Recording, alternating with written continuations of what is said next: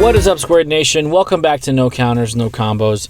And today, unfortunately, I'm going to have to start off the video with some sad news. I do apologize for the lack of content on Friday. I was supposed to do a live stream of our locals. Even though it was a smaller tournament, I still felt like it'd be beneficial to get some gameplay out for you guys to watch. But I made the mistake of not making it a public stream. So it was either impossible to access or virtually impossible to access it. And I was having a lot of issues with camera angles and stuff like that. So I figured, you know what, let me just put the kibosh on this and we'll start fresh next time we're there. So I do apologize for that. And as you can see, I don't have my camera set up right now because unfortunately my recording area where I make most of my content is currently a little bit underwater right now. My home was really affected by the inclement weather that we had this past weekend with the storm. And, to say that I got flooded is kind of an understatement. Most of my stuff is in decent shape. Unfortunately, it's just not... the conditions aren't, good enough for me to post content in right now. So it sucks. It's a little bit of a setback, but I'm not going to get too down on it. It give me time to retool and reprioritize things and make everything just better off in the long run.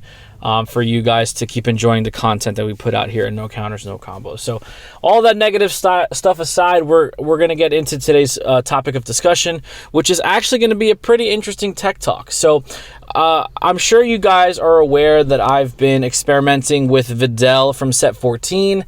It's the one deck that I was most interested in building when the cards were revealed from the set. And I was able to test out my initial build at Locals Friday. And, there's definitely some improvement that needs to be done. So we're going to go back to the drawing board. We're going to figure some stuff out. But there was a lot of interesting techs that I decided to add last minute into the deck that are pretty powerful in my opinion. So the card we're going to be talking about today is Sword Dance of the Demon God. Now, this is a 1-cost black extra card that we received out of the expansion sets from set 13, and the text on this card states that it's a counterattack for 1 energy. There's no specified black, so it could be run in any deck. And basically what it does is you pay 1 energy to negate the attack. Then you could choose one of your skill list battle cards from your drop area or your warp and add it to your hand. So the reason I decided to run this card is because obviously Videl focuses a lot on comboing with skill list battle cards. And I figured, what's the best way to keep the engine going? Well, it's the ability to reuse and recycle these skill list cards. Now we have a similar counter with Aider Aid back in the set 6 days with the skillless Goku, but that specifically ties you to a black leader. Sword Dance of the Demon God, however, can be played in any deck. Now, the added skill on this card is it does have a Spirit Boost effect. It's a limit 1, so once per turn, you can Spirit Boost 1, pay 1 energy. You can remove this card from your drop area as long as you have a unison with a specified cost. Now, this is important.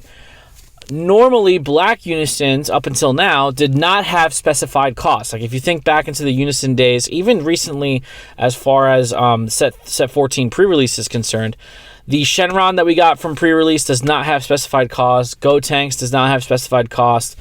Some of the black unisons that we have in the game available to us, in the earlier days, do not have specified black costs.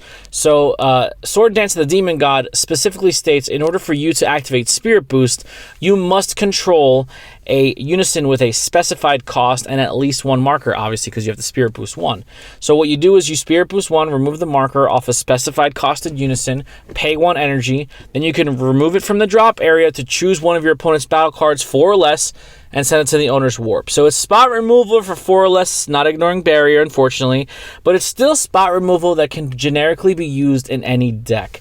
And the added bonus of being able to fetch your skill list cards back out of your drop area or out of your warp if you played an Overrealm is why I think this card can see some increased playability. Now, Videl is not the only skill list archetype that came out in set 14. We did get Universe 7 Gohan, which is probably another interesting way of utilizing your skillless combo cards, because the biggest issue with playing a combo heavy deck, or a deck that relies heavily on the combo step, is there's no way for you to get those pieces back. Now, Videl has some kind of built-in recursion if you're playing the Son Gohan Majin Exterminator card, which I think is a really good card. 3 energy, 19k, dual attack, double strike, deflect. I think he's pretty decent. Actually, he doesn't have deflect, just 19k, dual attack, double strike. But when he's played, you're allowed to add 1 skillless card from your drop to your hand and then bottom deck 1. So essentially you're getting back 2 skillless cards for you to fetch or use in combo. But sometimes it's not enough. I mean, if your opponent has a counterplay to just easily answer him, it's not enough for you to keep up or sustain your main strategy. So I like Sword Dance because it gives you that added effect of protection defensively, spot removal when needed, but also adding back a key component to the strategy of your deck. Now, it might be more beneficial in Videl because she really does need the combo step in order to do anything, either to defend or be offensive, because she's only a printed 10k attacker. In U7 Gohan, he is 15k on the back, so you might not need it as much, and you do have a way of recycling your skillless battle cards in U7 Gohan inherently if you're using the Universe 7 Frieza unison. So there are other archetypes that we've seen in the past. Obviously, Gohan Icarus comes to mind, being skillless. That's another deck that you might want to, be able to filter some recursion, even though once he's awakened, Gohan does recur the 1-drops from your drop area. It doesn't do it it doesn't do it quickly enough for you to continue that advantage. So if you're into skillless, archetypes, whether it's Kid Goku, Kid Gohan, Videl, Universe 7 Gohan, even set 13 Blue Gohan that we got, just last set. That archetype doesn't really rely too much on you having skillless in the drop area as opposed to in play, but it's something to think about. It also gives you the flexibility of not having to worry about your skillless battle cards being in your warp. I can't stress how important it is to be able to activate Overwhelm, especially now the way the format or the meta has kind of evolved. Everybody has at least some type of Overwhelm in their deck, whether it's their 50th card or a specific strategy they want to put out onto the table. Overwhelm is a very nice mechanic for you to benefit from, but sometimes you got to pump the brakes, because if you rely on your drop area, you're essentially getting rid of it to make a power play. So Sword Dance gives you that flexibility of being able to grab something out of your warp, so you can continue your normal strategy without having too many setbacks, which is going to allow you to create more flexible strategies moving forward. Videl focuses on a very small core package of cards that are necessary, and then everything else can essentially just be like green good stuff, or just good stuff in general. So for those of you who are experimenting with Videl or U7 Gohan, and you're looking for a way to consistently cycle your skillless battle cards for combo, I definitely recommend checking this card out. It's going to be super cheap. If you've purchased expansion sets from set 13, you probably have them lying around in your short boxes. So I would definitely take a look before you guys consider throwing them in the trash. And that added spot removal for Spirit Boost is not that bad. Now, it is going to be difficult to keep, unisons online, because if you're playing against an opponent who has any sense of the word on how the game is played, they're going to be going after your unison. But if you can keep your unison alive and you can utilize that Spirit Boost mechanic for spot removal, it's really not that bad. And I like that the card gives you 2 different options, because it doesn't pigeonhole you in just having it for one use.